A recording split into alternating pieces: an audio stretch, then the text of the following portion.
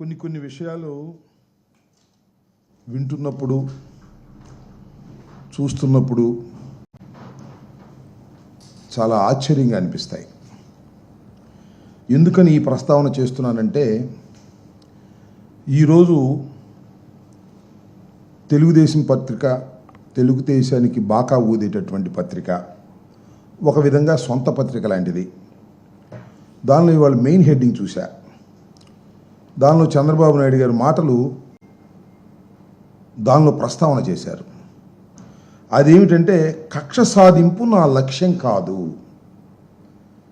ఈ మాట అనగానే నాకు ఆశ్చర్యం వేసింది, నిర్ఘాంతపోయాను.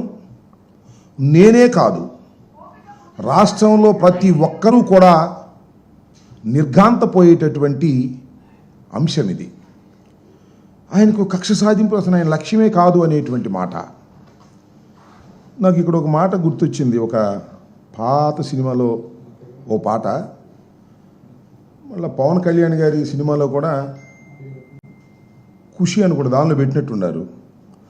ఆడువారి మాటలకు అర్థాలే వేరులే, అర్థాలే వేరులే అని ఇప్పుడు అనిపిస్తుంది నాకు. బాబు గారి మాటలకు అర్థాలే వేరులే, అర్థాలే వేరులే. అవునంటే కాదనిలే, కాదంటే అవుననిలే. చక్కగా సూట్ అయిపోద్ది దీనికి. చంద్రబాబు నాయుడు గారికి కక్ష లేదు అంటే కక్ష ఉంది అని అర్థం. చంద్రబాబు నాయుడు గారు నేను నిప్పు లాంటి మనిషిని అన్నాడు అనుకోండి, ఆయన పెద్ద తుప్పు లాంటి మనిషి అని అర్థం. నేను అసలు తప్పే చెయ్యను అన్నాడంటే నిత్యం తప్పులు చేస్తాడని అర్థం. నా అంత విశ్వసనీయత కలిగిన రాజకీయవేత్త ఈ దేశంలో లేడు అంటే అంత విశ్వాసఘాతకుడు ఈ రాజకీయాల్లో, ఈ దేశంలో ఎవ్వడూ లేడు అని అర్థం. నేను అందరినీ విశ్వసిస్తాను అంటే ఎవరిని నిశ్వసించను అని అర్థం. నేను అక్రమాలు చెయ్యను అన్నాడా, రోజు అక్రమాలు చేస్తాడని అర్థం. నేను ఇదంతా ఎందుకు మీకు ప్రత్యేకంగా చెప్పాల్సిన అవసరం ఏముంది? చంద్రబాబు నాయుడు గారు ఉమ్మడి రాష్ట్రం అయిపోయిన తర్వాత, విడిపోయిన తర్వాత హైదరాబాద్లో ఒక ఎమ్మెల్సీని కొనడం కోసం డబ్బులు సరఫరా చేస్తూ లైవ్లో దొరికిపోయాడు. అవునా? నేనన్నా కల్పించాను ఇది? అదే మా వాళ్ళు బ్రీఫ్డ్ మీ కేసులో అంత లైవ్లో దొరికిపోయినా కూడా నా అంత నిజాయితీ పరుడు ఎవడో లేడు నమ్మని అంటాడు. ఈ పత్రికలేమో వాళ్ళు చంద్రబాబు నాయుడు గారు అంత నిజాయితీ పరులు ఎవరు లేరండి, ఈ భారత రాజకీయాల్లో ఆయనంత స్వచ్ఛమైనటువంటి రాజకీయ నాయకుడు ఎవ్వరు లేరు అని చెప్తాడు. మనం నమ్మాలి. అంత పెద్దగా లైవ్లో దొరికిపోయినా కూడా మహానుభావుడు భలే మేనేజ్ చేసుకుంటాడులే. చక్కగా వ్యవస్థలన్నిటినీ మేనేజ్ చేసుకుని తప్పుకుని బయటికి రాగలిగినటువంటి, ఎన్ని ఘోరాల నుంచి అయినా తప్పుకుని రాగలిగినటువంటి గొప్ప వ్యక్తి చంద్రబాబు నాయుడు గారు. నేను మీ అందరికీ గుర్తు చేస్తా, చంద్రబాబు నాయుడు గారు ఎన్నికలకు ముందు మా మీద ఎన్ని అపవాదులు వేశాడండి. 14 లక్షల కోట్ల రూపాయలు అప్పు చేసింది రాష్ట్ర ప్రభుత్వం, మామూలు జగన్మోహన్ రెడ్డి గారి ప్రభుత్వాన్ని. చివరికి ఎంతయ్యా అప్పు చేసింది అంటే కేవలం 6,44,531 కోట్లే తేలింది. 14 లక్షలు ఎక్కడవా, 6,46,000 కోట్లు ఎక్కడ? చూడండి, డబుల్ కన్నా ఎక్కువ చెప్పేశాడు. అబద్ధాలు చెప్పడంలో మొత్తం భారతదేశ రాజకీయాల్లో ఇంత గొప్ప వ్యక్తి మరొకరు లేరు అని చెప్పవలసినటువంటి అవసరం ఉంటుందని మనం చేస్తున్నాం. అంతేకాదు, ల్యాండ్ టైటిలింగ్ యాక్ట్ రాగానే రద్దు చేస్తామన్నాడు, రద్దు చేశాడు. కానీ దానిలో ఉన్న విషయాలన్నీ కూడా ఇవాళ మోస్తున్నటువంటి విషయం మీరు గుర్తు చేస్తూ ఉన్నాను. అంతేకాదు, ప్రభుత్వ భవనాలకు 4,000 కోట్లు ఖర్చు పెట్టింది ఈ ప్రభుత్వం అని మమ్మల్ని అన్నాడు. ఏం జరిగిందండి? 100 కోట్లు లెక్క చెప్పాడు మొన్న. అంతేకాదు, ఇంత అప్పులు చేసి ఈ రాష్ట్రాన్ని శ్రీలంకగా చేస్తున్నారు అన్నారు. వాళ్ళు చంద్రబాబు నాయుడు గారు వచ్చి అప్పటికి ఎంత చేశాడు? ఎన్ని లక్షలు వేసాయండి?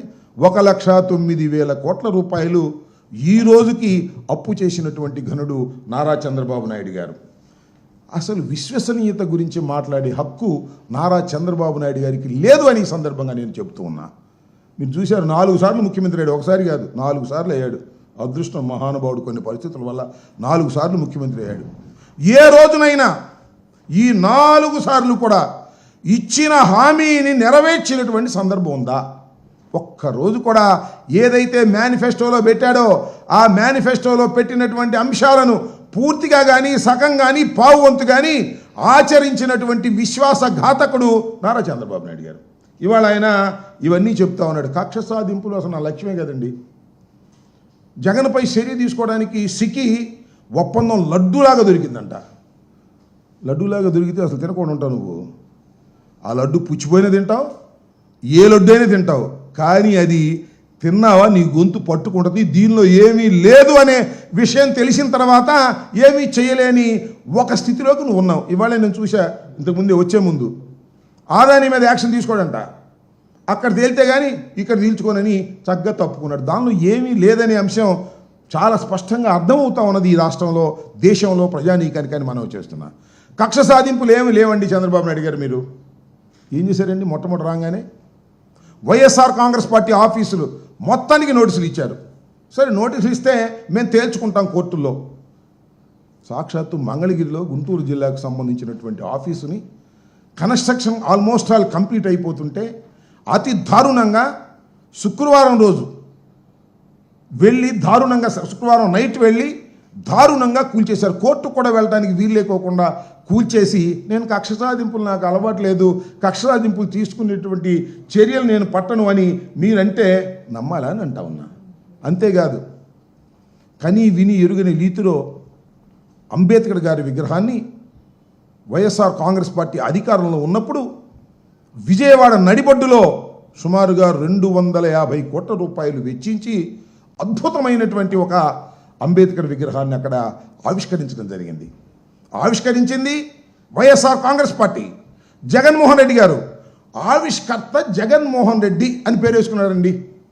ముఖ్యమంత్రిగా ఉన్నప్పుడు లైట్లన్నీ ఆర్పేసి రాత్రిపూట వెళ్ళి ఆ పేరుని కొట్టేసి అక్కడ విధ్వంసం చేసినటువంటి మీరు మేము కక్షాదింపులు చేయమండి అంటే నమ్మడానికి ఎవరున్నారంటున్నా.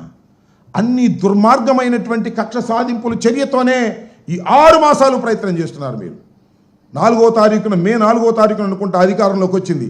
ఆ రోజు నుంచి ఈ రోజు వరకు కక్ష సాధింపులు తప్ప అభివృద్ధి లేదు, సంక్షేమము లేదు. టోటల్గా కక్ష సాధింపులే. ఇళ్ళ మీద దాడులు చేశారు, హత్యలు చేశారు, అఘాయిత్యాలు చేశారు, ప్రాపర్టీస్ ధ్వంసం చేశారు, ఊళ్ళు ఖాళీ చేసి వైఎస్ఆర్ కాంగ్రెస్ పార్టీ కార్యకర్తలు వేరే గ్రామాలకు వెళ్ళి బ్రతకవలసినటువంటి పరిస్థితి వాళ్ళ రాష్ట్రంలో ఏర్పడింది. ఇది కక్ష సాధింపు కాదా అంటున్నా. ఈ రోజు కూడా నేను మనవి చేస్తున్నా. ఈ రోజు కూడా కొన్ని గ్రామాల్లో, పల్నాడులో కానీ రాయలసీమలో కానీ ఈ రోజు కూడా కొంతమంది రాక ఇతర ప్రాంతాల్లో నివసిస్తున్నటువంటి ఒక దౌర్భాగ్యమైనటువంటి పరిస్థితిని కల్పించింది మీ ప్రభుత్వం కాదా, మీరు కాదా నారా చంద్రబాబు నాయుడు గారు అని ఈ సందర్భంగా నేను చెప్పదలుచుకున్నా.